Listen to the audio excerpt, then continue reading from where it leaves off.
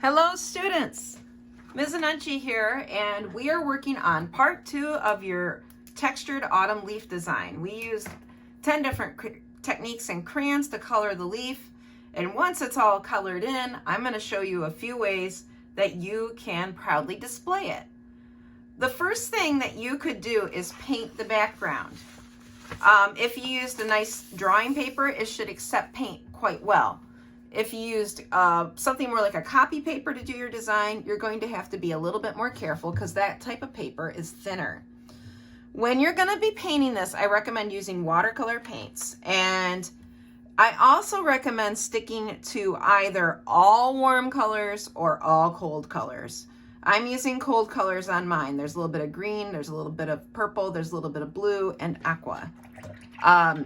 If you have less colors than that, you can just use the ones that are your greens, blues, and purples, or if you prefer, you can use yellow, orange, and red.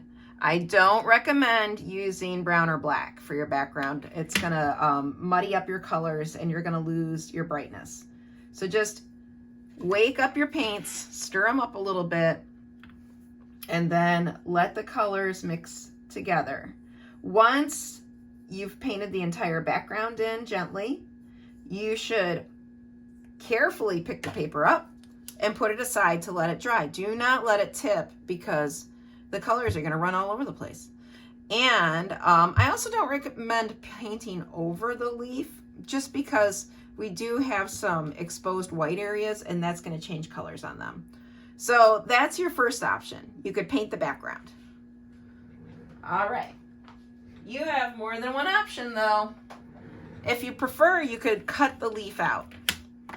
So I've already taken a couple of copies of my leaves and cut them out. If you have black construction paper at your house, it looks kind of striking to do something like this with a little bit of foil from your kitchen. So before you cut the leaf out, or even after you cut the leaf out, you should go get a piece of aluminum foil. If you need help from an adult to get it off the roll without wrinkling it all up, then definitely do that. And then lay the aluminum foil on something that is somewhat padded and soft, like a stack of newspaper or maybe a folder. And then if you could find something to trace around it that's not going to leave a mark, you could, if you have a mechanical pencil, you can push the lead back in, or you could use a click pen that that doesn't have the nib out, or any kind of soft thing, even a chopstick, and trace around the leaf over the padded surface. Make sure you have something soft under it or it's not going to leave much of a mark. If you do it just on the table, you're not going to see much of a line. I'm going to go around here and like this and around the stem. And then once I've done that, I can peel my leaf back and there's a mark that I can cut on with scissors, and just get a pair of kitchen scissors and cut it out. Once it's all cut out, you can get a sheet of black paper or colored paper if you prefer. I think the black looks really good. And then you can attach it in a few different ways. I'm going to go ahead and use glue. Ms. Anunci always recommends using glue if you can. But you could staple it up here and you could staple it down here. And if something else you could do too is take a little bit of clear tape and then roll it into a little sticky roll here, and then carefully put the little sticky rolls on the back and mount it that way. Usually I leave tape as a last resort. It often shows and it has a tendency to look really sloppy, but you can make it work for this project.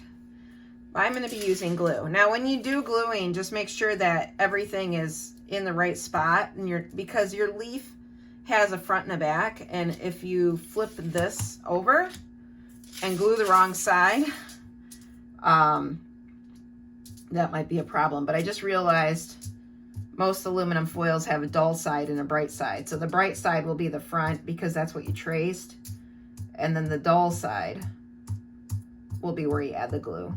Just a dot, not a lot. Don't use a ton of glue, but you can use a lot of dots. Just don't squirt it out into big blobs. All that makes is a big gooey mess.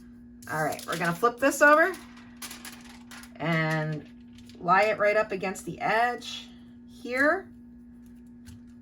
Depends on the size of your leaf. If your leaf is a lot smaller, you could probably put it closer to the middle, but mine's pretty large. So I'm gonna put it off to the side. Now I'm gonna take my leaf and do the same thing. Again, just a dot, not a lot.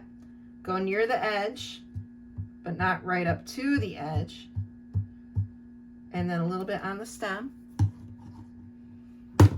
The trick is to use enough glue to make it stick securely, but you also don't want to be using so much glue that it squeezes out like jam in a sandwich that's too full. Okay, go ahead and rub these down, and there you have your beautiful artwork with its mirror finish. If you like, you can find a large book that's heavy, and as long as there's no glue and it's not gonna make your book sticky, put the book on top and let it dry that way, and it will dry nice and flat. I usually leave it overnight when I do that. Glue stick isn't gonna take as much time. Finally, if that's too flashy for you, or if you don't have any black paper, you can make a piece of paper out of a brown grocery bag. Now, I showed this to some of my kids last spring when a lot of stores were shut down or we weren't going out much during the lockdown, but take a brown paper bag, you can cut it open on its seam, and then you can trace the size of the paper that you need and then cut it out, and some kids have done that. And you can take that and just using the glue technique, you could mount it on that for something kind of simple. So there it is, 3 different ideas of how to mount your leaf. I hope you had fun making it. I can't wait to see your results when you submit them to me, and happy cutting.